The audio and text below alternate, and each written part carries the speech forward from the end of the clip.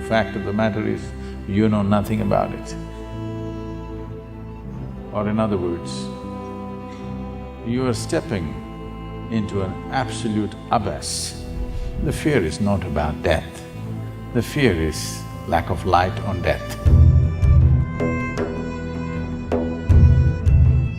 Death is another dimension of life, a dimension which is not in your experience.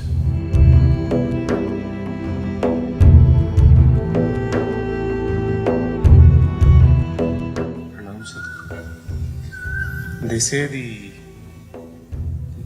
fear of death is the mother of all fears. Why is this so, and how can this be overcome? Say, in daylight, when you can see clearly, if I ask you to walk from that tree to this tree, you will walk, no fear. Late night, suppose we turn off all the lights and we're just one day off the new moon, so it'll be a dark night. If I ask you to walk from there to here, there may be fear. Why? Because you cannot see where your next step is.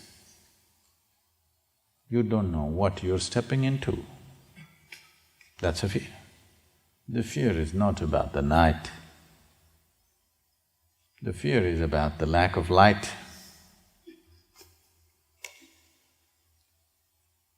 Because there is no light, which means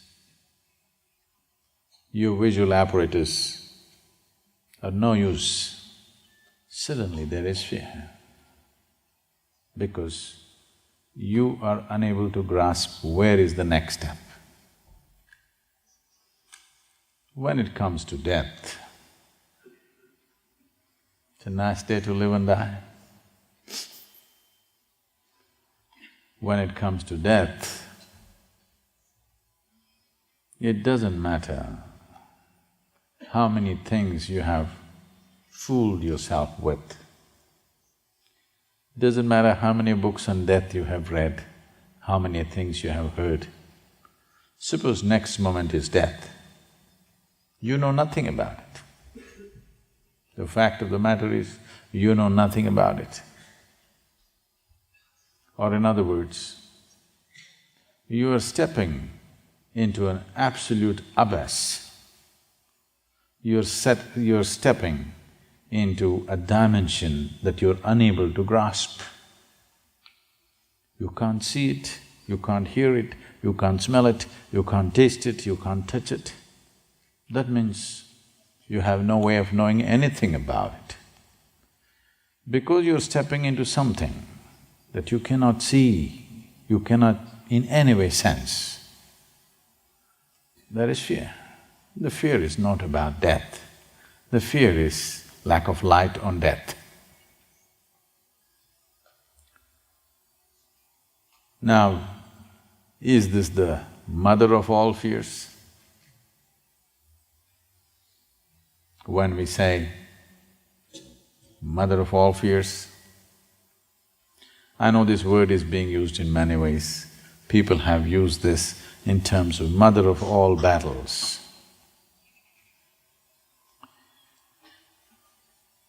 It's a wrong usage in the sense, when we say something is a mother of all, that means we're talking about that something as a source of everything. Or to put it more bluntly, it is that which breeds everything else. So is death or the fear of death the mother of all fears? Does it breed every other fear?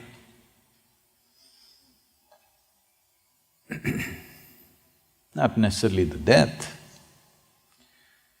It's the unknown.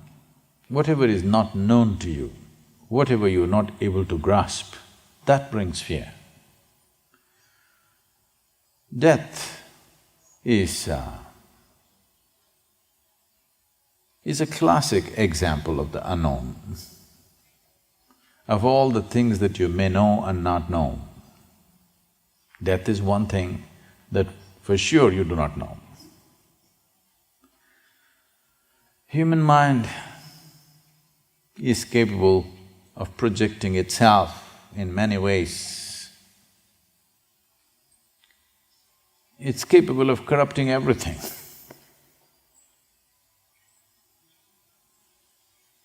But death has remained outside the realm and reach of human mind. Whichever way you speak about it, people will only misunderstand because they're trying to understand it from the context and the dimension in which they are. Death is another dimension of life, a dimension which is not in your experience. If you try to understand, you will only draw parallels with what you already know. So, when it comes to death, you should not try to understand. You can only know it by experience.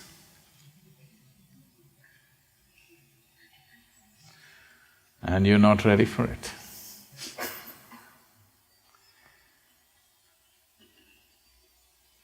It is… at least this much you know. Though there are some people propagating that they will rise in death with their body. But any sensible human being knows that when a person dies, the body is left behind. Because body is not your property, it's Mother Earth's property. If anybody rises with their body, they must be booked under ecological laws. Because if all of us rise with our bodies, what will happen to this earth? There is no such thing. The material of the earth has to go back to earth. It's perfectly fine. Today this is a man, tomorrow it's manure, and good manure. Flowers will come, you know, mangoes.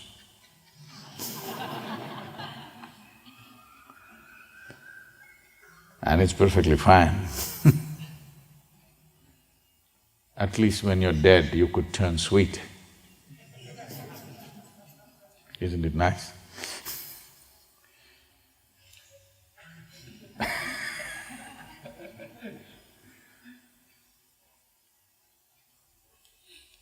When man goes, he becomes a mango.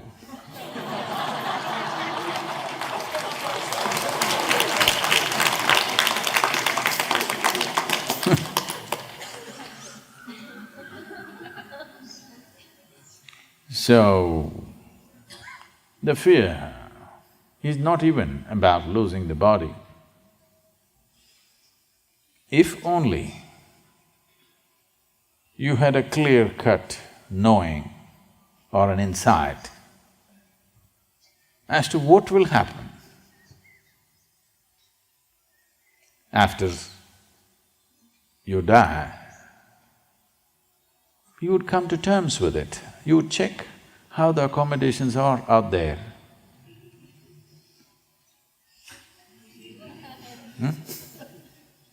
If it's a little better than here, you say, why not? And you don't have to check whether it is Indian food or Chinese food out there, because you left the body here, you don't need food. Yes. You don't have to worry, how's the food up there? Because you left the body here, food is not your problem. You just have to check the accommodation a little bit, how will you be and where? But the problem is, no matter what stories they tell you, in the last 2-3 years, it's become a trend in America. Lot of people writing books of how they died and came back. If they say my post-death experience, it'll be laughed at, so they're saying it's my near-death experience. Near-death is not death. Yes? All of us are near death right now. Yes or no? It can happen anytime. We're near death. Once you're alive, you're near death. How near? Who knows? Who knows if the mountain comes down today? No, it's not.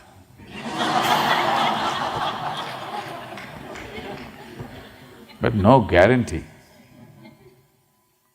There is no… It's a beautiful mountain, okay? It it has no bad reputation of erupting in fire, but suppose it chooses to erupt today, what to do? We enjoyed being at the foothills of a mountain. If she decides to erupt, what can we do? No, it's not going to happen, that's different. But what you call as life is such a fragile process. Just inhalation, exhalation, inhalation, exhalation, inhalation, exhalation. Next inhalation did not happen, gone. Just watch it. So fragile. Gone? Yes or no?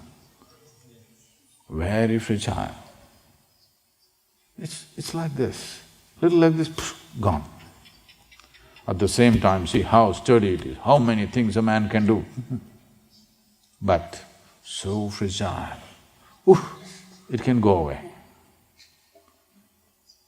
Don't think you have to be shot in the head to die. Many people drink water and poof, die. Eating noodle, they die. Yes, simply somebody goes to bed and they die right there. Yes or no? Every day. Don't think every day an earthquake has to happen, a volcano has to erupt, a bomb has to come, no. Simply sitting here, people die just like that. So we are all near death. But there are a few entrepreneurs who write books which sell millions of copies about near-death experience. So, though all kinds of things have been written about it, next moment if you're going to die, you know nothing about it. When you think you're not going to die, you can make up all kinds of stories. Suppose you're going to die at the next moment. Stories won't stand, they will fall. So when all the stories that you believed in suddenly melted away, fear arises. Because the next step, you can't see where you're putting your foot.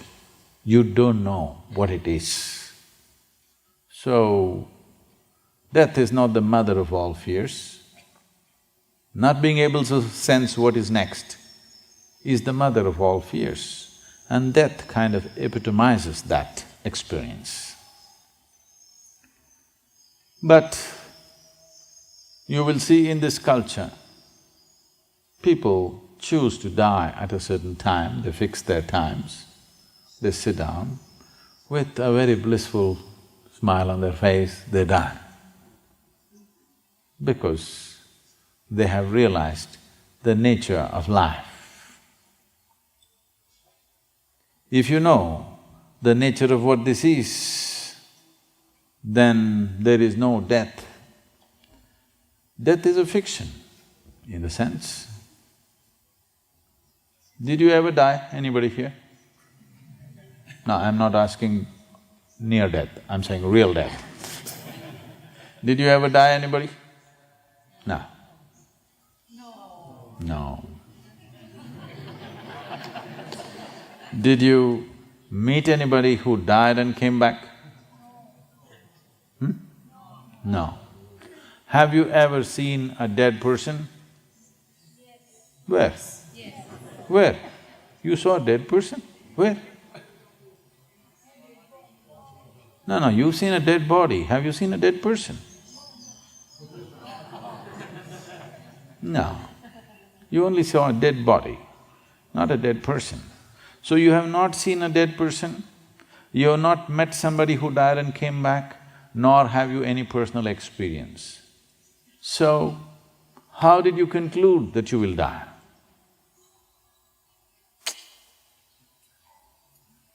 How did you conclude that you will die? This is why, when you're alive, you must look at the nature of this life. If you know what is the nature of this life, if you are living here thinking that you are this accumulated body, if you are deeply identified with the body, then death looks like a dead end.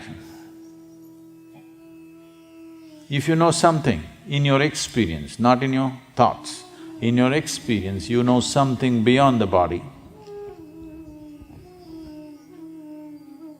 then a dimension beyond the body is not a scary one, not a fearful one, it's a welcome one in many ways.